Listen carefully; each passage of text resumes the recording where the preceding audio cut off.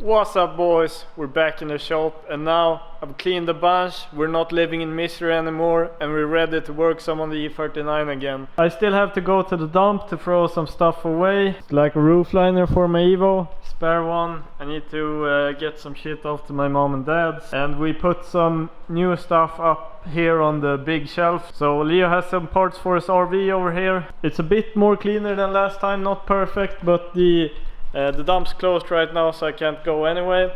I thought that this video would start a lot earlier, but since I had to clean the shop and that took a while, that'll not be the case. I kind of want to remove the rear subframe today. We'll see how it goes. I know the rear struts are a bit of a pain since you have to you basically have to take the whole part of the interior in here off, which kind of sucks, but we'll see what we get to. But before we do that, I bought some stuff today at Biltema, and like I really need to unpack this stuff anyway, so I thought I would show you what I got. I'm not opposed to Biltema's tools. If you're not from Sweden or anywhere that has Biltema, this is basically like a Harbor Freight cheap brand or whatever. But some shit I feel I can justify buying from there. Got this thing. It's a Demagnetizer, which is pretty cool. So let's just say you have a lot of shit stuck to your screwdriver. You can pull it in here in the demagnetizing part, and yeah, it all came off, worked really nice.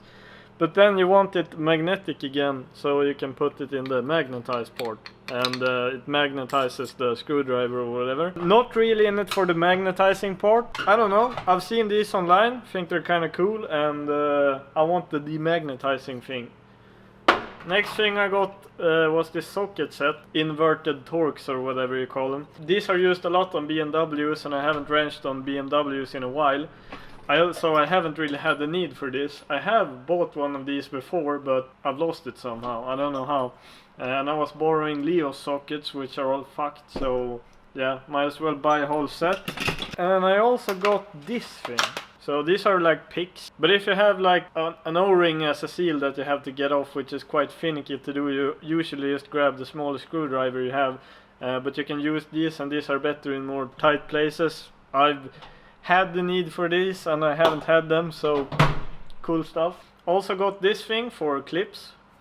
Pop them in, remove them. A lot of clips in these cars, so nice to have that. Then I bought this kit, and it's all falling apart because I opened the package. So I basically only bought the kit for these things. They go from 6mm to an 11, I think. Yeah, 11. These are really nice for when you want to like put in self-tappers. I've always used this thing, but now I can just use the regular impact driver, pull one in like this. Also came with this bit adapter, quick change thing, which is insanely big, and also some bits, which I guess is nice. I also bought one of these sets. I do have regular screwdrivers for everything, and I don't know how much I'll use this. So if you like go out and work on a car out here in the parking lot, you know you need a bunch of different screwdrivers. You don't want to go like look for each size, you're not in the shop. You basically have this kit, you can put in whatever bits you have, and you have a ratcheting screwdriver. Also came with some sockets, an adapter for that, and a tinier one of these for the smaller bits. I don't know, kinda seems like a nice thing to have. Don't know how much I'll use it, if we're being honest here. One thing I do think is that Leo is never going to borrow this because this is too finicky for him, so I'll get to keep it for myself, which is nice. Then I bought these two quick release like adapters for air tools. Bought one of these because we actually didn't have one before. Finally I bought one of these for, you know, filling tires. The thing is, we have one of those, but it's stuck to the tire machine. We kind of have to fill tires. The hose is very short, goes directly into the machine, and we don't really have a loose one of these. We had one before, but got lost. And the real important thing here, to be honest, are these boxes. These things I got for when working in the E39. We can store bolts in, mark everything up, see where everything goes. Really cheap, really nice. So the nice thing about this is that we can have different size holes, like this thing. You have these brackets here, put them in, decide the size or whatever, so that if we do like the rear subframe, we have some longer bolts, they all fit in here, and with 4 of them we should be good. But these were so cheap that we can just buy more if need be. Impeccable quality. All of these things are too long, so they budge out like shit.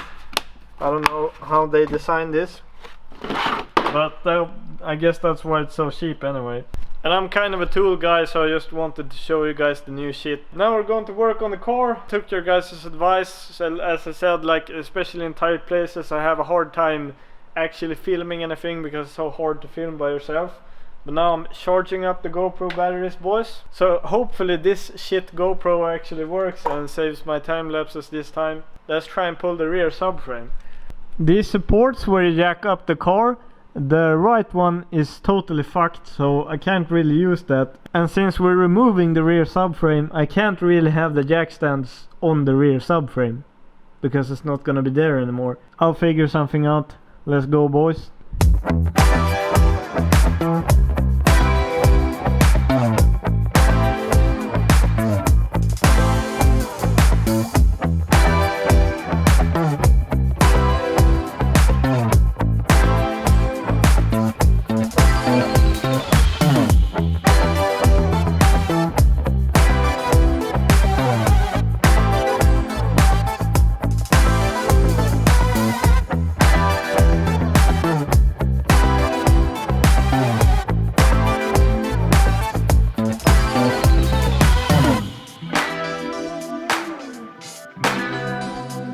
What's up again, boys? We're done with getting the subframe out of the car. It's laying right here on the floor now. I'm gonna pressure wash it. This is like the most psychopathic thing I have ever done when wrenching. Like all of the tools I've put back in the toolbox. I've swept the floor, vacuumed the floor so it's all nice. I haven't really begun disassembling, but the bolts for the rear shocks are here. And the subframe mounting bolts are here, and all of the handbrake stuff is here. I guess I'll throw it all away except these two and maybe these. I don't know if you can buy new ones. I'll have to check that out. So before I go to bed, I would like to power wash the subframe, so let's do that. I'm using, I guess this is considered a sponsored message. I'm using Mackans Garage Viking Wash, or Viking Tvätt som man ska sagt på svenska. This is the shit, boys. I've been trying out this product for a while. I will say yes, he sent me this for free. He said I don't really have to do anything though. He just wanted me to try it out, see what I thought of it. And it's insane, boys. Like if you live in Sweden, I don't know if you can get this in like Norway or anywhere else, but if you live in Sweden and going to wash like engine bays or anything, you would totally need this. This is by far the best shit I've ever tested, and I'm just telling you that because it is that good. Like I've never found any degreaser that like works really good for cleaning engine bays. I always have to go and scrub. I'll show you a picture right now. This is my 740 when I did a quick clean of the engine bay. The right side here I have not washed off yet. The left side I just let this sit for 5 minutes, no scrubbing or agitation or anything, and then just rinse it off with the power washer. And as you can see by that picture, it's minty, boys. So full disclosure here, he sent me this for free, but this is the most insane shit I've ever tried. I guess this symbol has something to do with it. It's strong shit, but man, I like it.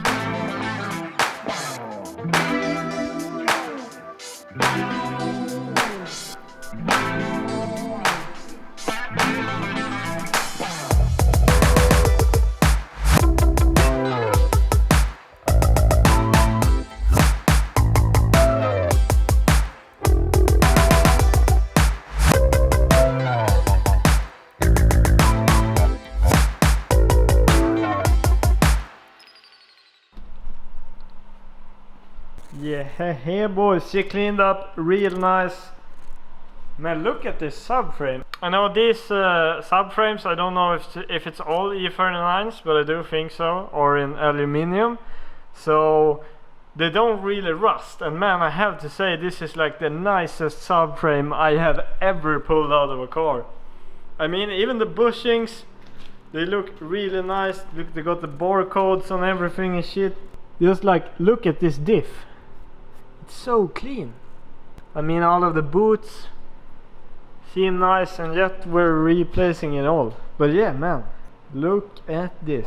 I don't know if I'm going to actually start pulling apart the subframes before I have all the parts ordered for them. Like I need the bushings, I need new wheel bearings and etc. I need to send the bolts off the sink. So I think I'll start pulling them apart when I got all the shit, because if you pull them apart there's just such like a load of parts that you don't know where to put.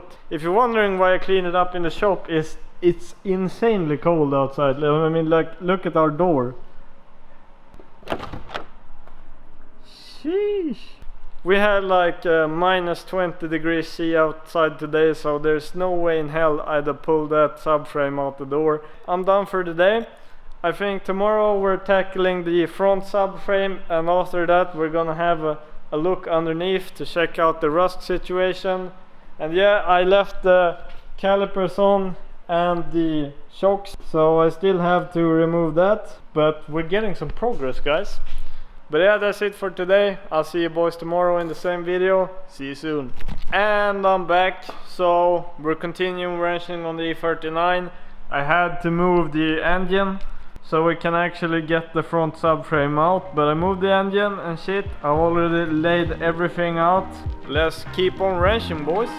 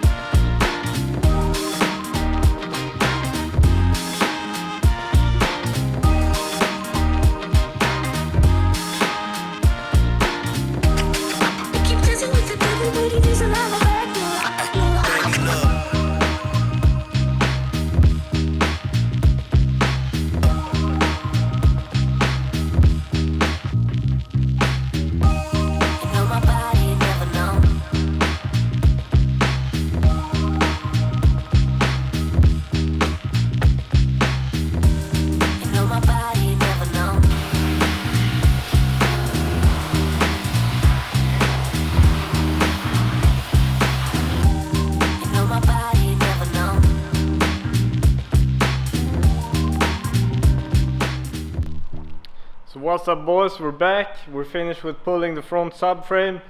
Gave her a quick wash. Didn't use as much of the Viking wash this time. I diluted it a bit more, and I think that it would have been nicer if I used a bit less of a dilution. I did a 1 part to 10 right now, but it still came out really clean.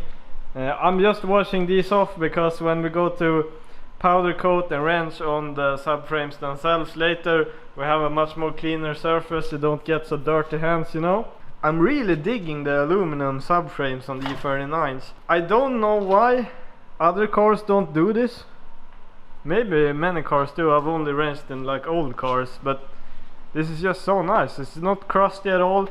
Gets really clean when you wash it off. It even looks really nice actually.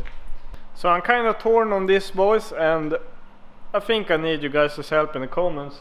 At first, yeah, I was just gonna powder coat these, but now when I found out that they were aluminum, it actually looks kind of nice. I'm thinking maybe I should vapor blast them. I don't know if they'll fit in that guy's cabinet, but maybe someone else around town does that. If not, I'll just powder coat it all black. But I don't really know. What do you guys think? Vapor blast or powder coat? Probably we'll go with the powder coating since we have that all set up in the shop already, but makes you think about it. So now we have the engine, trans out, rear subframe, front subframe. Things that are left are like the brake lines, the fuel lines, the fuel tank we need to get out. I still need to pull out the rear coilovers, the brakes, and just some small bits and bobs hanging off of the car right now. But we're pretty much done. I guess we'll cover the last part of the engine bay and the rest of the parts in the next video. Yeah, I thought since we got all of the shit done, we should take a quick look underneath. Check out how bad it is. We are officially going in under the car, boys. We can find some small rust here.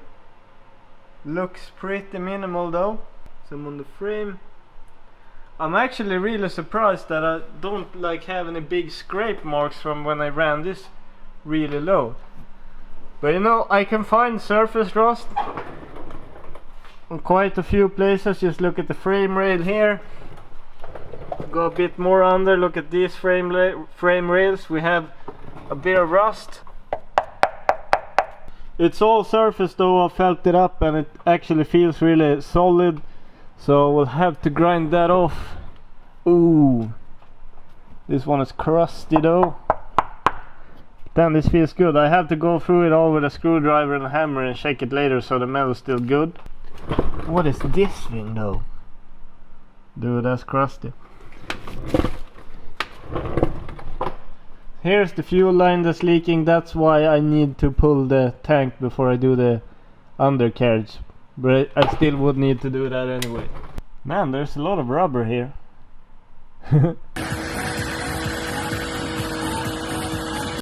Bunch of rust.